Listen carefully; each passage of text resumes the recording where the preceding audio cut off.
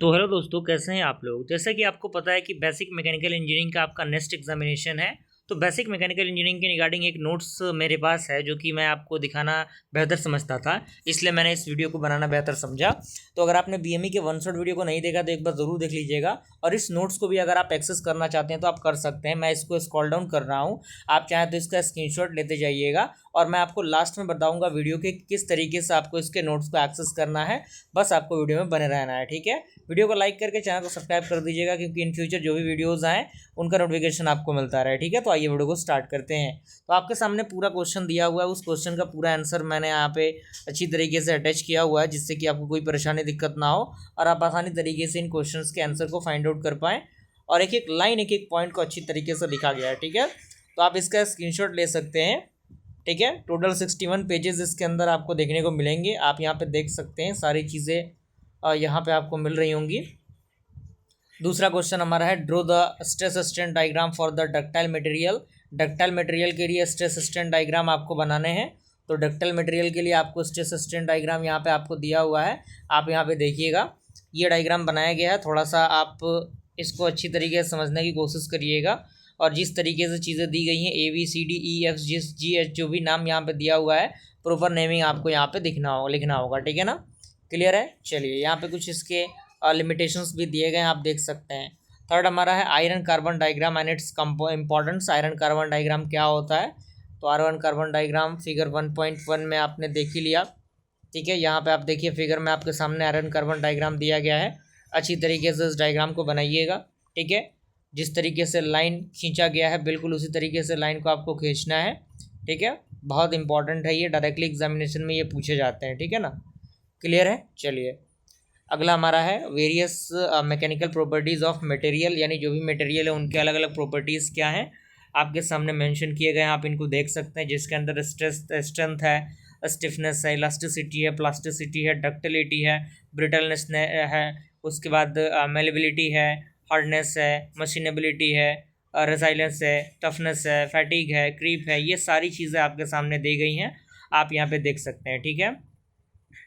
ठीक है ना। यहाँ पे स्ट्रेंथ है, स्टिफनेस है, उसके बाद जो डक्टिलिटी है उसके बारे में बताया गया है, उसके बाद आपका ब्रिटलनेस है, मेलेबिलिटी है, हार्डनेस है। ये सारी चीज़ें आपको अच्छी तरीके से डिफाइन की जा रही हैं, ओके। अगला हमारा है how do you measure hardness of a material, यानी आप किस तरीके से किसी मटेरियल का हार्डनेस मेज़र कर सकते हैं। तो उसका पूरा प्रोसेस आपके सामने यहाँ मेंशन किया गया है, आप देख सकते हैं। उनका पूरा फंडामेंटल आपके सामने दिया गया है, ठीक है। जैसे कि आपका ब्रेनल हार्डनेस टेस्ट है, रॉकवेल हार्डनेस टेस्ट है यहाँ पे आपके सामने। अगला हमारा है what are the composition properties and application of cast iron and steel, यानी कंपोजिशन क्या है और जो भी आपके प्रॉपर्टीज़ हैं, एप्लीकेशन है कास्ट आयरन की और स्टील के, वो क्या है, वो आपके सामने यहाँ पे मेंशन है। आप यहाँ पे इनको समझ सकते हैं, ठीक है ना। जैसे कार्बन है, सिलिकॉन है, मैग्नीज है, ठीक है, और भी चीज़ें हैं, सल्फर है, फॉस्फोरस है। तो यहाँ पे प्रॉपर डायग्राम आपका दिया गया है, और इसके नंबर ऑफ परसेंटेज दिए गए हैं, कितने कितने परसेंट कौन रहता है, उनका एक रेशियो दिया गया है, ठीक है। एप्लीकेशन की बात करें कास्ट आयरन की, तो कहाँ कहाँ यूज़ होता है, गैस और वाटर पाइप के अंदर फॉर द अंडरग्राउंड पर्पज़ के लिए, मशीन टूल स्ट्रक्चर के लिए, मेन होल कवर्स के लिए, पिस्टन रिंग के लिए, ठीक है। ये सारी चीज़ें हैं, प्रॉपर्टीज़ भी दिए गए हैं इसके, क्या प्रॉपर्टीज़ होती हैं जिसके लिए हम इसका यूज़ करते हैं, ठीक है। यूनिट सेकंड का कुछ क्वेश्चन आपके सामने दिया गया है, what are the various method for measuring the temperature and explain any one, यानी अलग अलग मेथड क्या है जो टेम्परेचर को मेज़र करते हैं, किसी भी एक को एक्सप्लेन करना है। तो आपके सामने उसके पूरे फंडामेंटल यहाँ पे दिए हुए हैं, आप इनको देख सकते हैं, ठीक है।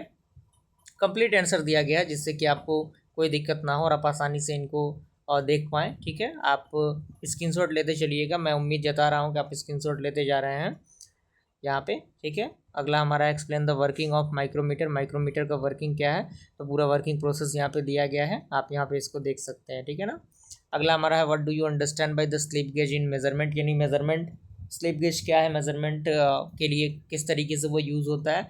तो स्लिप गेज के बारे में पूरा यहाँ पे फंडामेंटल दिया गया है, आप यहाँ पे इसको देख सकते हैं, ठीक है। क्लियर है। यहाँ पे पूरा उसका आंसर आपके सामने नज़र आ रहा होगा, ठीक है ना। यहाँ पे इसका एक छोटा सा फिगर भी आपको इसके अंदर दिख रहा होगा, आप इसको बनाइएगा। अगला हमारा है how to use sine bar for the angle measurement, यानी साइन बार का यूज़ हम एंगल मेजरमेंट में कैसे करते हैं, वो भी आपके सामने बताया गया है। साइन बार किस तरीके से यूज़ किया जाता है, ठीक है। और उसके बाद यहाँ पे साइन बार का फिगर भी दिया गया है। तो चूँकि ये जो चीज़ें हैं ना बहुत इंपॉर्टेंट है, डायरेक्टली एग्जामिनेशन में पूछे जाने वाली चीज़ें हैं ये, ठीक है।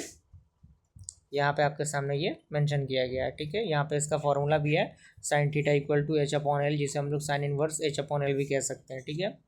Theta equal to, okay. और यहाँ पे थीटा आपका एंगल होता है जिसे हमें मेज़र करना है, एल आपका हाइट ऑफ स्लिप गेज होता है, एल आपका लेंथ ऑफ साइन बार होता है, ओके, ठीक है। यहाँ पे एक मेजरमेंट है of the angle for the large component, यानी एक बड़े कंपोनेंट के लिए हम कैसे मेज़र करेंगे, तो इसका एक फिगर दिया गया है, फिगर आप देख सकते हैं। अगला हमारा है व्हाट इज़ वेल्डिंग। वेल्डिंग क्या होता है, अलग अलग टाइप क्या होते हैं, तो वेल्डिंग जैसे आर्क वेल्डिंग है, गैस वेल्डिंग है कि नहीं, ठीक है। तो यहाँ पे सारी चीज़ें दी गई हैं और इसके साथ साथ जो टाइप ऑफ फ्लेम है वो भी है, नेचुरल फ्लेम है, कार्बोराइजिंग फ्लेम है, ऑक्सीडाइजिंग फ्लेम है, ये सारी चीज़ें हैं। और अलग अलग पार्ट क्या है लेथ मशीन के वो भी आपके सामने दिए गए, जैसे हेड स्टॉक है, टेल स्टॉक है, बेड है कि नहीं, कैरेज है, लीड स्क्रू है, ये सारी चीज़ें हैं। ट्यूनिंग मशीन, अगर हम बात करें ऑपरेशन की, जो लेथ मशीन पर परफॉर्म होता है तो ट्यूनिंग परफॉर्म होता है, जिसमें आप देख सकते हैं किस तरीके से ट्यूनिंग हम करते हैं। और फेसिंग होता है, फेसिंग का भी पूरा फॉर्मेशन दिया गया है। उसके बाद पार्टीशनिंग कटिंग होता है, इसका भी पूरा फॉर्मेशन दिया गया है कि नहीं। उसके बाद क्रनलिंग दिया गया है, क्रनलिंग का पूरा प्रोसेस है। ड्रिलिंग है, ड्रिलिंग का पूरा प्रोसेस है। यहाँ पे सारी चीज़ें हैं, रिमिंग भी है। तो ये चीज़ें दी गई हैं, ओके, कोई परेशानी दिक्कत आपको नहीं होनी चाहिए। अगला हमारा है यूनिट नंबर 4, जिसमें हमारा कह रहा है कि explain the working of double acting steam engine with suitable example and sketch. तो यहाँ पे आपको डबल एक्टिंग स्टीम इंजन दिया गया है, ठीक है, यहाँ पे पूरा, और इसका एक फिगर दिया गया है। फिगर थोड़ा सा आपको डिस्टर्ब कर रहा होगा तो आप गूगल से किसी भी फिगर को यहाँ पे अटैच कर सकते हैं, लेकिन फिगर बनाना बहुत इंपॉर्टेंट है क्योंकि बिना फिगर की ये जो चीज़ें हैं ये अधूरी हैं, ठीक है ना। तो फिगर बनाना बहुत ज़रूरी है आपके लिए, आप अच्छी तरीके से इसको बनाइएगा, ठीक है। इसका पूरा वर्किंग प्रोसेस यहाँ पे दिया गया है, आप यहाँ पे इसको देख सकते हैं। डिफरेंस दिया गया है spark and compression ignition engine में, steam engine and IC engine जिसे हम लोग कहते हैं, ठीक है। तो यहाँ पे इनके बीच का डिफरेंस भी दिया गया है, डायरेक्टली एग्जामिनेशन में ये भी क्वेश्चन पूछे जाते हैं, ठीक है। तो यहाँ पे आप देख सकते हैं 5 डिफरेंस दिया गया है। अगला हमारा है Carnot cycle PV and TS diagram का। तो यहाँ पे पीवी एंड टीएस डायग्राम आपको देखने को मिल रहा होगा, यहाँ पे आप देखिएगा, इन दोनों डायग्राम को आपको बनाने की ज़रूरत है अच्छी तरीके से। प्रोसेस 1 2 2 3 3 4 4 1, ये सारी चीज़ें क्या है, कैसे काम करती हैं, ये पूरा प्रोसेस यहाँ पे आपके सामने दिया गया है, ठीक है ना, क्लियर है। चलिए, ओके। अगला हमारा है 4 stroke diesel engine. 4 stroke diesel engine क्या होता है, कैसे काम करता है, आपके सामने पूरी चीज़ें मेंशन की गई हैं, आप यहाँ पे देख सकते हैं। यहाँ पे एक एग्जांपल आपको देखने को मिल रहा होगा फिगर के साथ, सारी चीज़ें आप अटैच करिएगा उसके अंदर, ठीक है। 2 stroke engine and 4 stroke engine के बीच में डिफरेंस क्या होता है वो भी बताना है, तो ये भी आपके सामने मेंशन किया गया है। 5 पॉइंट यहाँ पे दिए गए हैं, आप यहाँ पे इसको देखिएगा, ठीक है।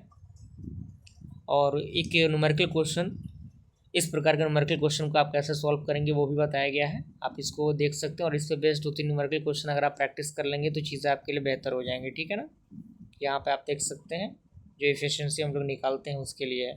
ऑटो साइकिल क्या होता है, तो ऑटो साइकिल का पूरा फॉर्मेशन दिया गया है, फिगर डायग्राम यहाँ पे बनाया गया है, ठीक है ना। आप यहाँ पे इसको देख सकते हैं और इसकी एफिशिएंसी भी दी गई है और इसका फॉर्मूला कैसे ड्राइव होता है वो भी यहाँ पे बताया गया है, ठीक है ना। एफिशिएंसी का यहाँ पे आपके सामने मेंशन की गई है, ठीक है। और कैसे 4 स्ट्रोक पेट्रोल इंजन काम करता है वो भी दिया गया है, आप यहाँ पे इसको देख सकते हैं, मेंशन किया गया है कि नहीं। तो इस तरीके से हमारा ये कंप्लीट होता है। और अगर आप इसका पीडीएफ चाहते हैं तो आप टेलीग्राम ग्रुप में जुड़ जाइएगा, व्हाट्सअप कम्युनिटी में जुड़ जाइएगा, वहाँ पे इसका पीडीएफ मैं सेंड करने की पूरी कोशिश कर रहा हूँ। अभी के अभी जुड़िएगा और एक एक चैनल पर सब्सक्राइबर लेते आइएगा ताकि जल्दी हमारा चैनल जो है 20 के सब्सक्राइबर को क्रॉस कर सके। मिलते हैं दोस्तों अगले वीडियो में, थैंक यू।